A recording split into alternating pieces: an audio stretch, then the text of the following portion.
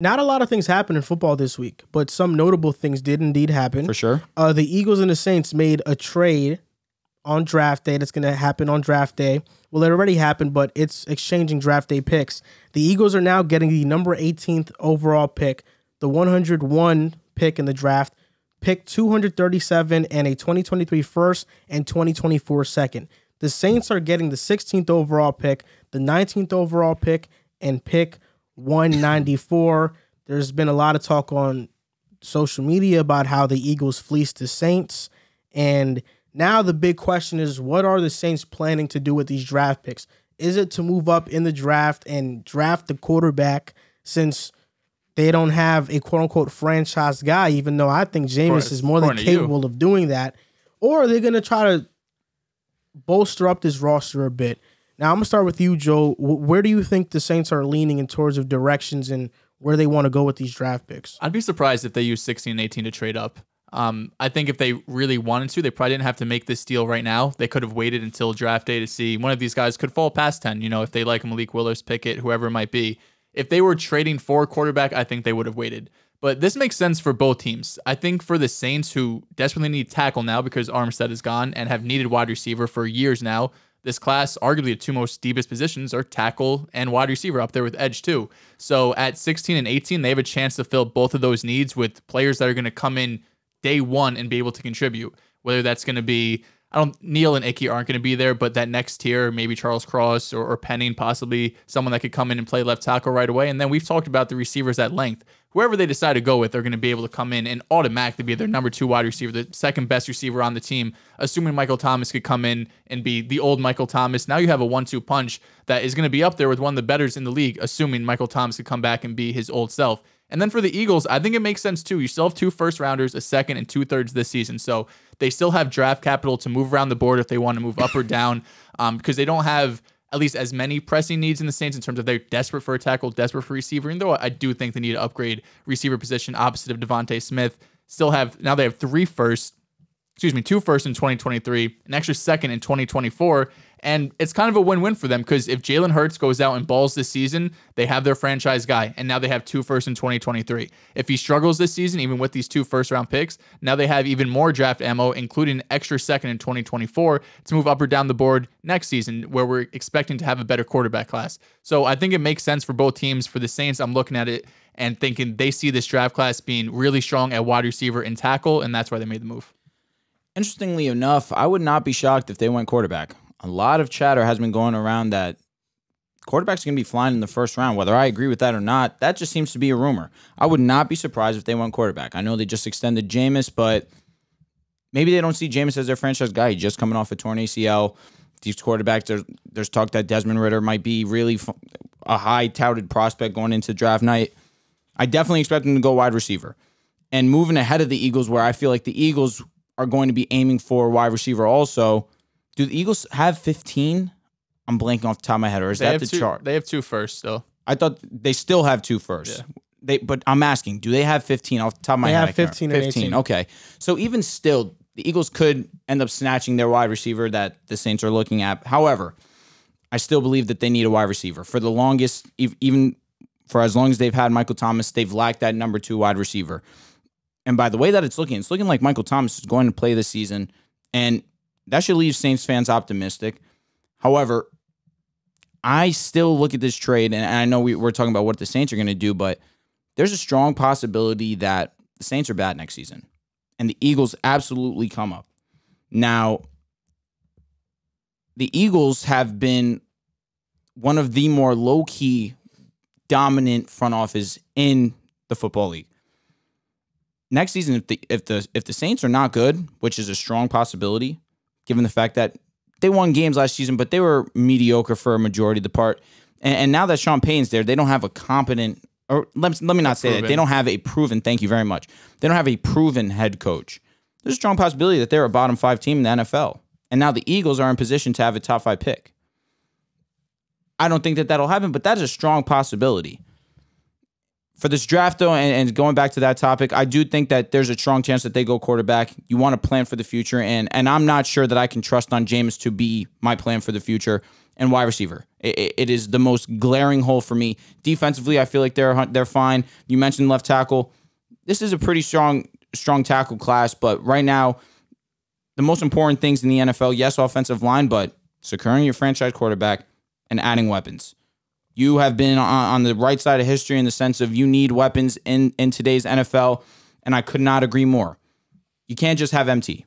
You need more, especially with a guy like Jameis, who's shown last season that he can be solid with a group of mediocre guys, but let's not put him in that situation. Get him these wide receivers to give him some confidence going into the season.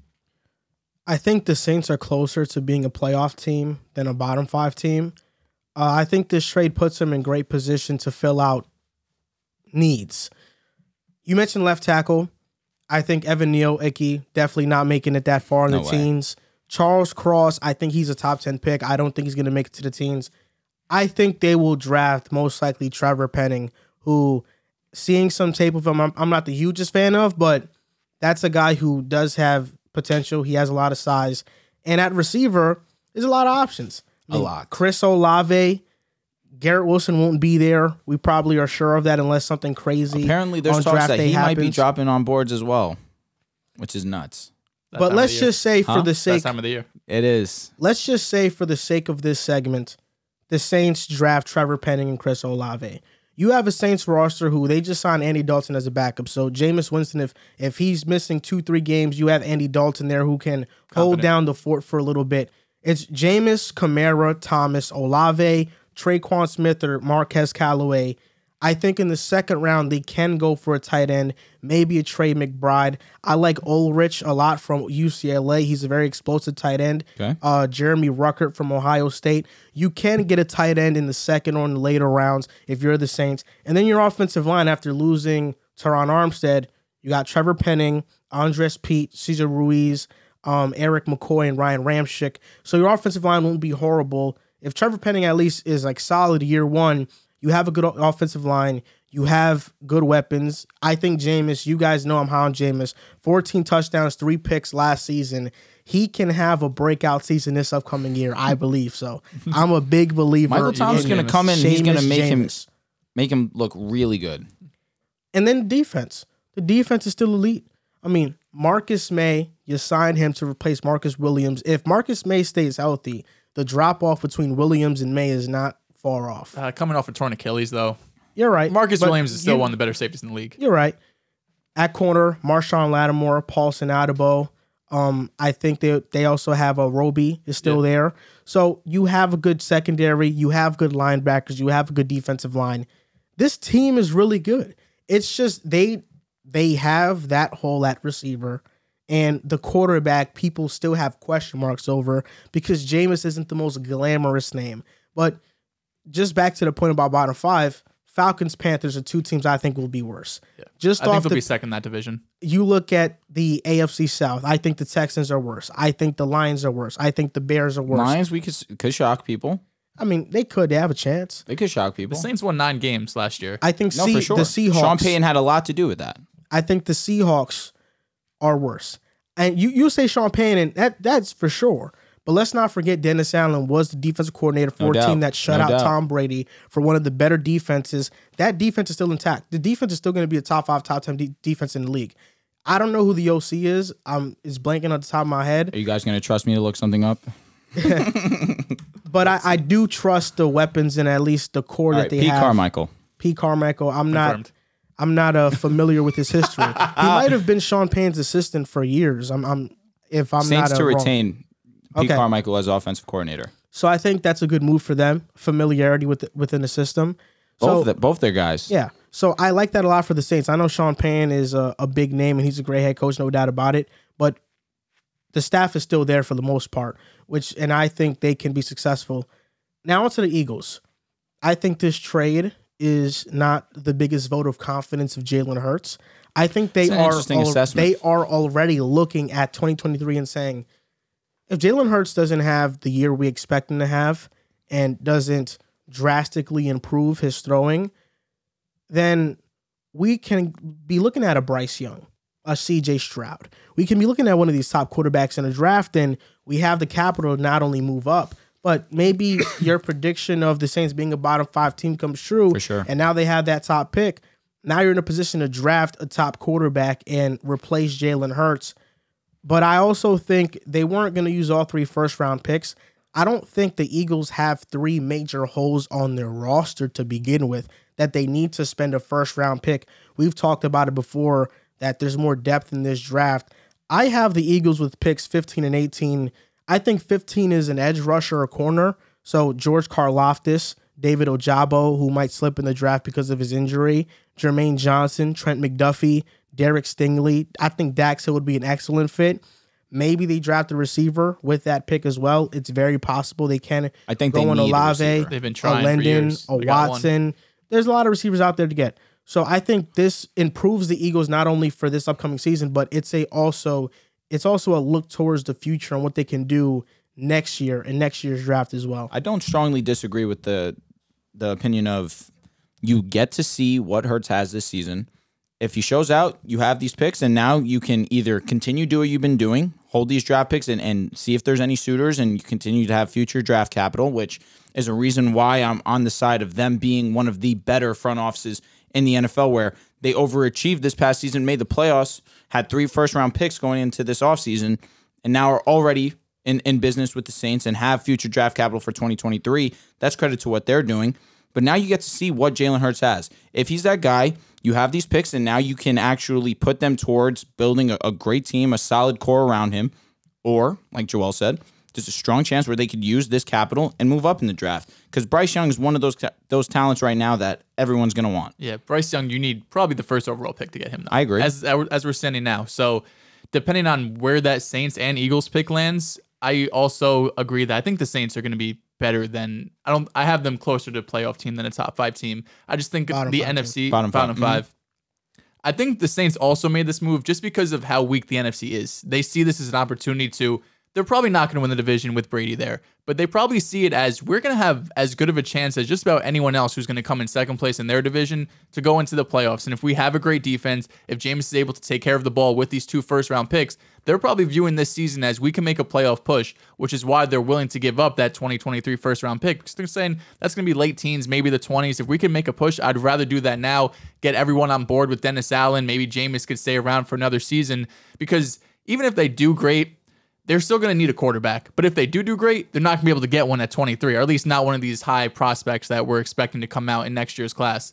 But I like it on both sides. But I'm a little curious why you think it's against Jalen Hurts, right? Because I understand why, like the logic behind it. Like you're getting draft picks in the 2023 class, which is projected to be a better quarterback class than this season.